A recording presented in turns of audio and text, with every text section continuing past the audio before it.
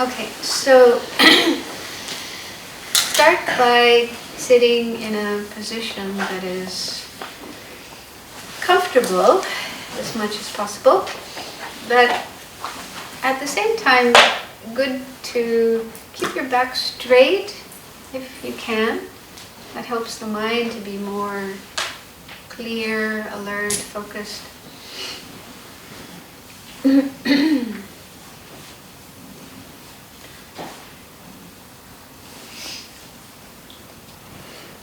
Try to relax your shoulders. So even if you have your back straight, try not to have your shoulders tense and tight. Let them relax.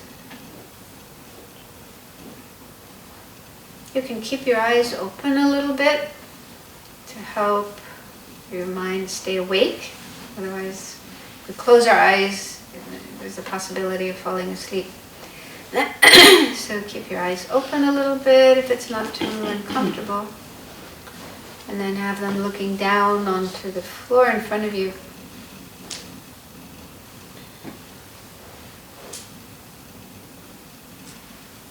So let your body settle down in this position. And let your mind settle down, meaning if there are any thoughts in your mind that are not related to this meditation, put them aside. Decide to focus, concentrate to the best of your ability on the meditation itself.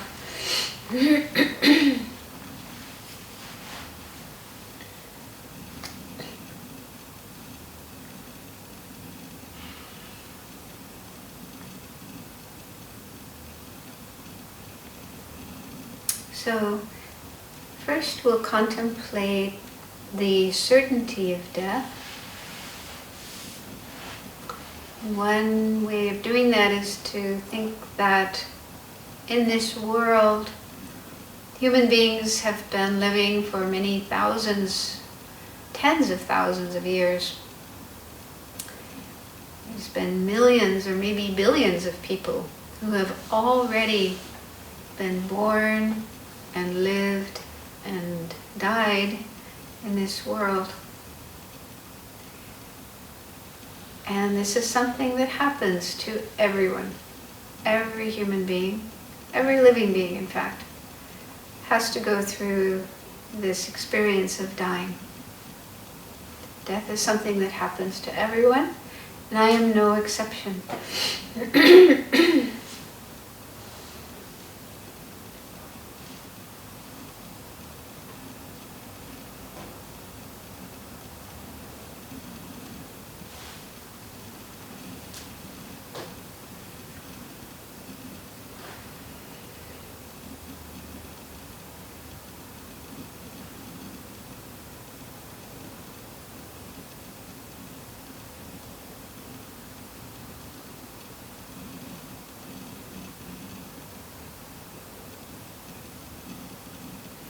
And to bring this closer to home, think of people you have known in your life, going back as far as you can.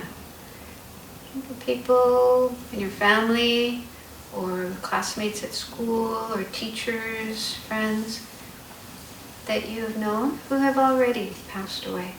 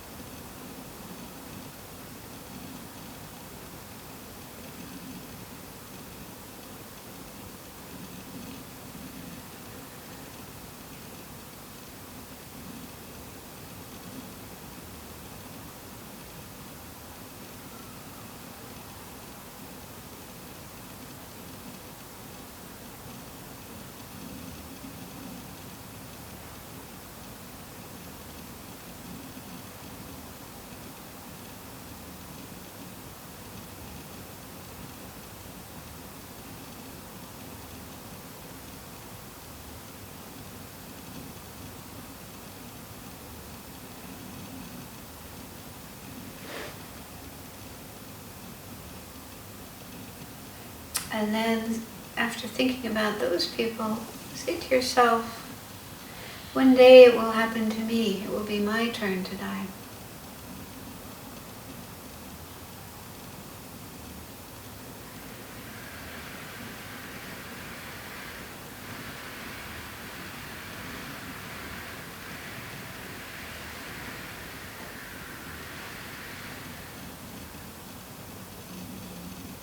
You might notice your mind resisting that, feeling unhappy, uncomfortable about that idea. But understand it doesn't help to deny it. And slowly, if we make ourselves more familiar with the fact that we are mortal, we're going to die one day, and we will become more comfortable with it.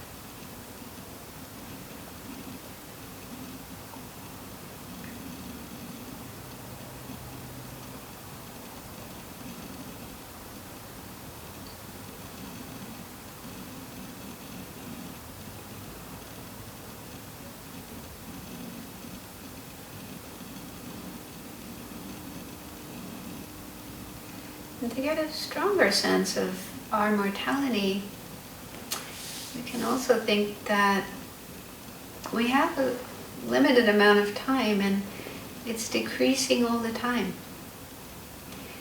You can think of an hourglass which has two sides to it and some grains of sand inside.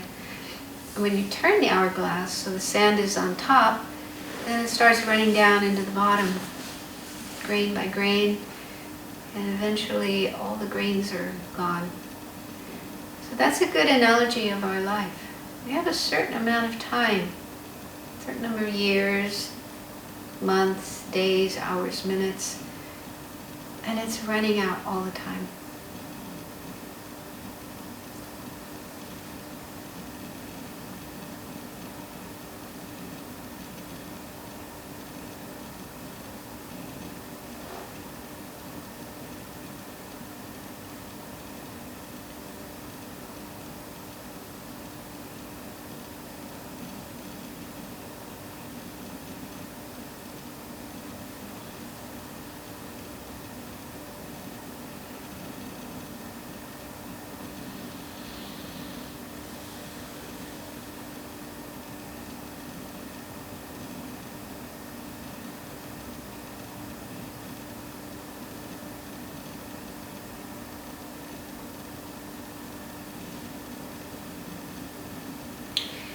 Then the next of the main points is the uncertainty of the time of death. Meaning we don't know when our death is going to happen. And one reason for that is that there's no definite number of years that everybody has to live. No fixed lifespan. But people die at all different ages and different stages of life.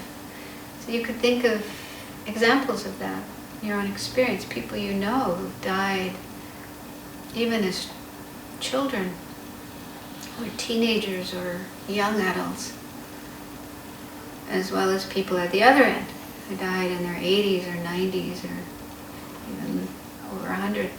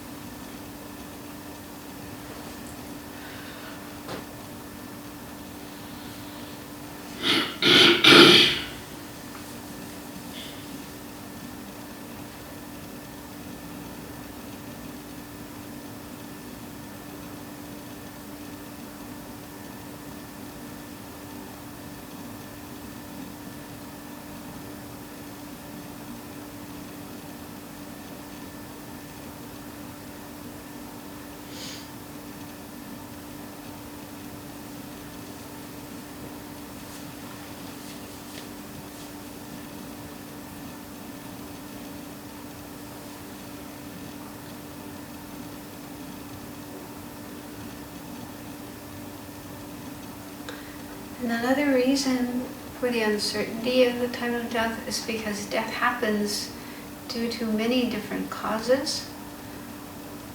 So think of examples of that from your own experience and stories you've heard, different ways that death happens to people, such as illness, accidents, murder, war, and so forth, natural disasters.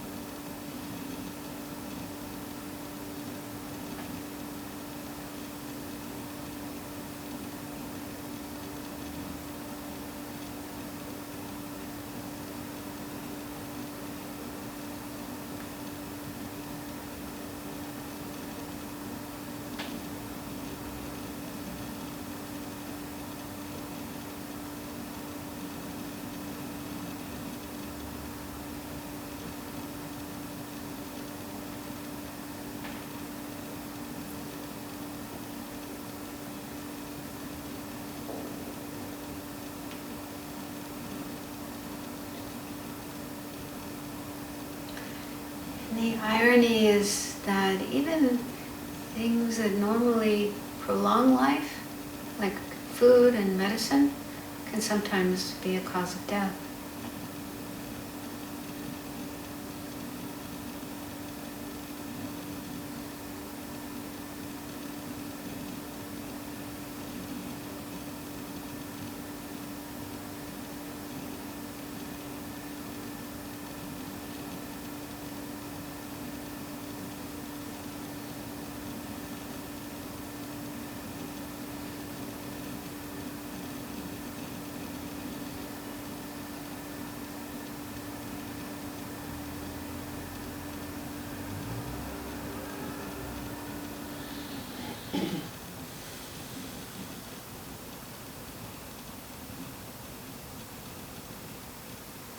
So our life and our body are actually quite fragile.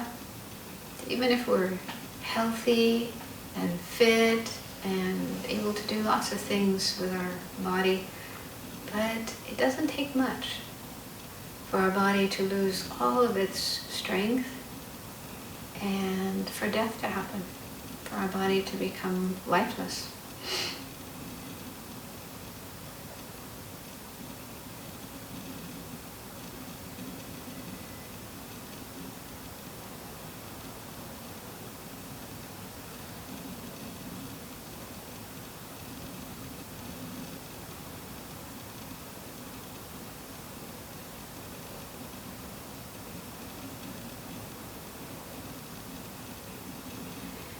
So contemplating these points might give us a sense of concern or alarm, urgency. Like, what can I do? What can help me when death happens, when I meet death? So many people would like to have their friends and loved ones with them when they die, to hold their hand, give them support, comfort. But how much help can they really give us, even if they're there? There's no guarantee they'll be there. We might die far away from home. But even if they are there, how much help can they give us?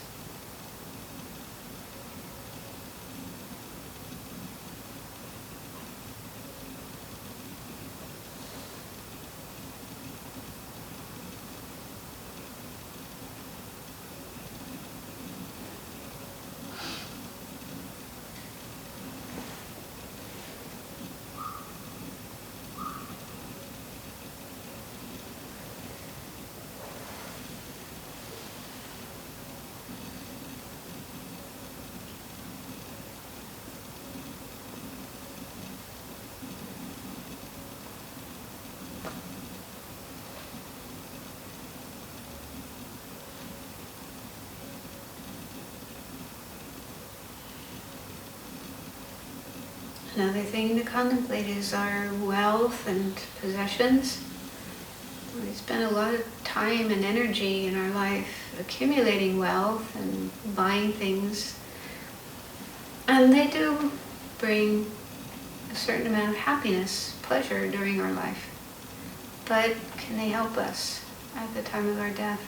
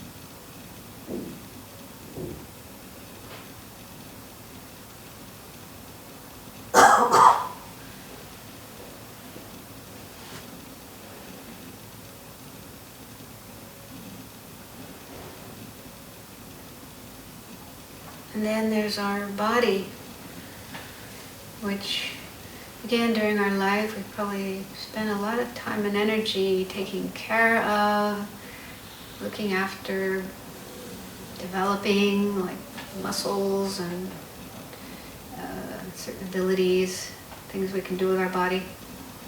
So it does give us some pleasure, some happiness while we're alive. But at the point of death, can our body help us? Can it go with us to the next life?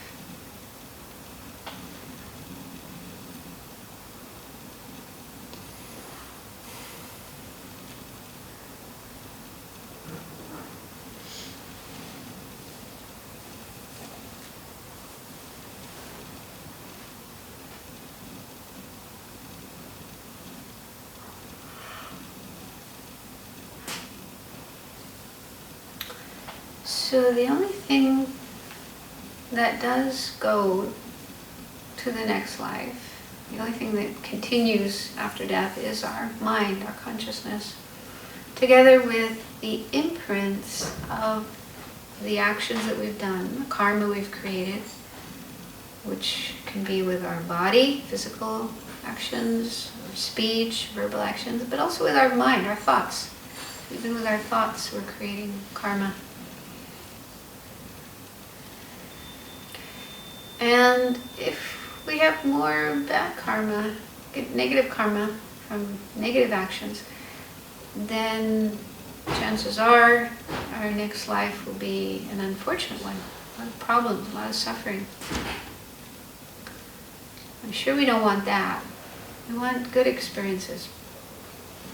And for that to happen, we need to do good actions, create good karma, develop positive states of mind, kindness, compassion, unselfishness, generosity, living ethically. So that's what will help us at the time of death and afterwards. Living a good life, a spiritual life as much as we can. And also learning to work on our mind, to keep our mind as positive as possible, free of negative thoughts and attitudes as much as possible. So that's what will help us both at the time of death and afterwards.